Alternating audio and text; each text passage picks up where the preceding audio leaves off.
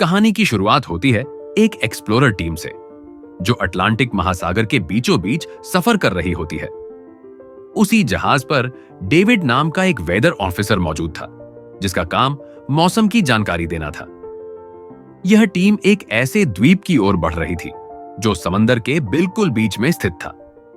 सरकार ने डेविड को इसीलिए भेजा था ताकि वह उस द्वीप के बदलते मौसम का गहराई से अध्ययन कर सके। कई दिनों की लंबी यात्रा के बाद आखिरकार टीम उस द्वीप पर पहुंच गई। नाव की मदद से वे सभी द्वीप पर उतरे। यह द्वीप पूरी तरह सुनसान था। ऐसा लग रहा था जैसे यहां कभी कोई आया ही ना हो। न कोई इंसान, न कोई जानवर, यहां तक कि एक परिंदा भी दिखाई नहीं दे रहा था। द्वीप पर केवल एक लाइट हाउस और एक छोटा सा घर मौजूद था जहां डेविड को रहना था। इससे पहले रॉबर्ट नाम का एक वेदर ऑफिसर यहां रह चुका था जिसकी ड्यूटी अब पूरी हो चुकी थी।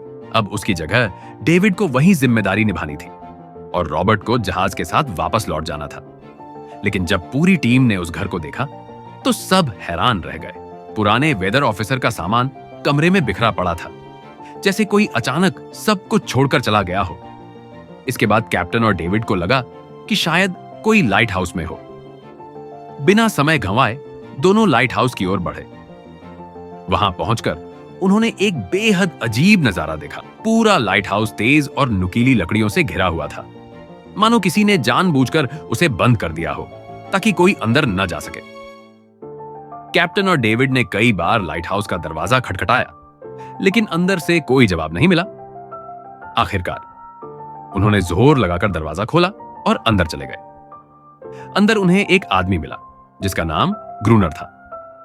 जब उन्होंने उससे पुराने वेदर ऑफिसर रॉबर्ट के बारे में पूछा तो ग्रूनर ने चौंकाने वाला जवाब दिया। उसने कहा कि रॉबर्ट मर चुका है। वह समंदर की तरफ गया था, लेकिन फिर कभी वापस नहीं लौटा। ग्रूनर की ये बातें सुनकर डेविड और कैप्टन दोनों हैरान रह गए।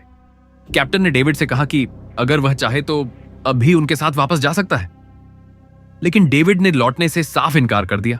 इसके बाद कैप्टन ने उसकी सुरक्षा के लिए उसे एक बंदूक दी और चेतावनी दी कि यह जगह उसे बिल्कुल भी सुरक्षित नहीं लग रही है। उसने डेविड से कहा कि वह अपना ख्याल रखे। इतना कहकर कैप्टन और बाकी टीम उसे वहीं छोड़कर वापस लौट गई। कैप्टन के जाने के बाद डेविड ने घर को थोड़ा व्यवस्थित किया और रहने लायक बना लिया। रात होते होते उसे एक दराज में एक पुरानी डायरी मिली जो पहले वेदर ऑफिसर रॉबर्ट की थी। उस डायरी में द्वीप के बारे में कई अजीब बातें लिखी हुई थी। डायरी में एक रहस्यमयी क्रीचर का जिक्र था, लेकिन सब कुछ साफ साफ नहीं लिखा गया था। डायरी के एक पन्ने पर रॉबर्ट की पत्नी की एक फोटो भी लगी हुई थी। डायरी पढ़ते पढ़ते डेविड थक गया और कब उसकी आंख लग गई उसे पता ही नहीं चला। अगली सुबह डेविड ने अपना काम शुरू किया और मौसम का डेटा इकट्ठा करने लगा। लेकिन जैसे ही वह समंदर के पास पहुंचा, उसके कदम रुक गए। उसने देखा कि चट्टानों के बीच कुछ पत्थर अजीब ढंग से सजाए गए थे और उनके बीच शेल्स किसी रहस्यमयी पैटर्न में रखे हुए थे। डेविड ने सोचा कि शायद यह सब ग्रूनर की हरकत होगी और यह मानकर वह दोबारा अपने काम में लग गया। काम के दौरान जब उसने दूरबीन से लाइट हाउस की तरफ देखा तो उसे ग्रूनर के साथ एक और इंसान भी दिखाई दिया, लेकिन पलक झपकते ही वह शख्स गायब हो गया। डेविड ने फिर से ध्यान से देखने की कोशिश की, मगर उसे लगा कि शायद यह उसका भ्रम था। रात के समय डेविड अपने काम में व्यस्त था। तभी दरवाजे पर दस्तक हुई। उसे लगा कि शायद ग्रूनर आया होगा। डेविड ने उसका नाम पुकारा, लेकिन बाहर से कोई जवाब नहीं मिला। हाथ में लैंप लेकर जैसे ही डेविड दरवाजे की ओर बढ़ा, उसके कानों में अजीब और डरावनी आवाजें गूंजने लगीं, जो किसी इंसान की बिल्कुल भी नहीं लग रही थी। तभी उसने देखा कि दरवाजे के नीचे से किसी अजीबोगरीब क्रीचर का हाथ अंदर घुसने की कोशिश कर रहा था। वह हाथ इंसानी नहीं था। यह देखकर डेविड के पैरों तले जमीन खिसक गई। वह तुरंत बेसमेंट की तरफ भागा और वहां जाकर छिप गया। कुछ ही देर में वह रहस्यमयी क्रीचर घर के अंदर घुस चुकी थी। वह छुप छुपकर डेविड को ढूंढ रही थी। डेविड बेसमेंट की एक छोटी सी दरार से उसे देख रहा था। तभी उसकी हलचल से क्रीचर की नजर डेविड पर पड़ गई। खुद को बचाने के लिए डेविड ने फौरन एक चाकू उठाया और उसकी आंख में घोंप दिया। क्रीचर जोर से चीखी और भाग गई, लेकिन डेविड जानता था कि वह कभी भी वापस आ सकती है।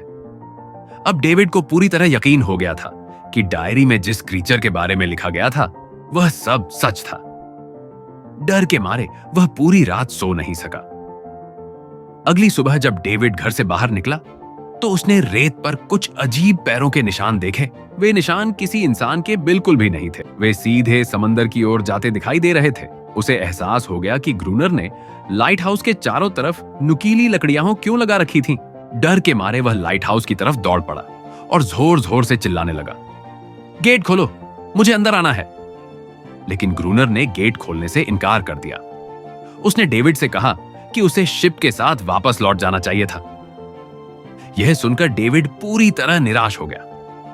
ग्रूनर उसे लाइट हाउस के पास भी नहीं देखना चाहता था। उसने ऊपर से पानी फेंककर डेविड को वहां से भगा दिया।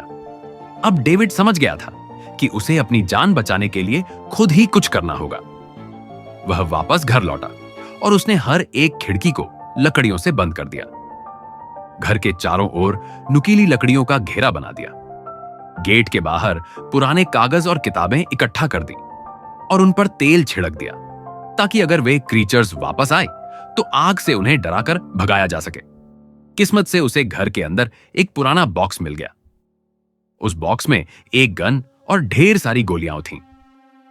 यह देखकर डेविड को जिंदा बचने की थोड़ी सी उम्मीद मिली। कुछ ही देर में चारों तरफ घना अंधेरा छा गया। डेविड गन हाथ में लिए घर के एक कोने में चुपचाप बैठा था। तभी उसे एक अजीब सी आवाज सुनाई दी। जब उसने खिड़की से छुपकर समंदर की तरफ देखा तो उसके पैरों तले जमीन खिसक गई। उसने देखा कि सिर्फ एक नहीं बल्कि पानी के अंदर से कई सारे वही अजीब और डरावने क्रीचर्स उसकी तरफ बढ़ रहे थे। कुछ ही पलों में वे सभी इकट्ठा हो गए और मिलकर घर का गेट तोड़ने की कोशिश करने लगे। भय के उस माहौल में डेविड जान बचाकर समंदर की ओर पीछे हट गया। लेकिन तब तक आग उसके घर तक पहुंच चुकी थी। घर के दरवाजे ने आग पकड़ ली और देखते ही देखते लपटें पूरे घर में फैलने लगी, क्योंकि पूरा घर लकड़ी का बना हुआ था। डेविड ने तुरंत एक चादर में खुद को लपेटा, किसी तरह आग से बचते हुए बाहर निकला और लाइट हाउस के पास एक बड़े पत्थर के पीछे जाकर छिप गया। क्रीचर्स पर फायरिंग करते वक्त डेविड के हाथ में एक गहरी चोट भी लग चुकी थी। तभी अचानक तेज बारिश शुरू हो गई, जिससे आग धीरे धीरे बुझने लगी। लेकिन पूरी रात की मूसलाधार बारिश के बावजूद सुबह तक डेविड अपना घर नहीं बचा पाया। उसका घर पूरी तरह जलकर लगभग राख में बदल चुका था। अब अगर डेविड को जिंदा रहना था तो उसके पास सिर्फ एक ही रास्ता बचा था, लाइट हाउस में पनाह लेना। उसने अपनी राइफल उठाई और लाइट हाउस के पास मौजूद चट्टानों के बीच छुपकर इंतजार करने लगा। जैसे ही ग्रूनर पानी भरने के लिए लाइट हाउस से बाहर निकला, डेविड चुपचाप उसके पीछे पीछे चल पड़ा।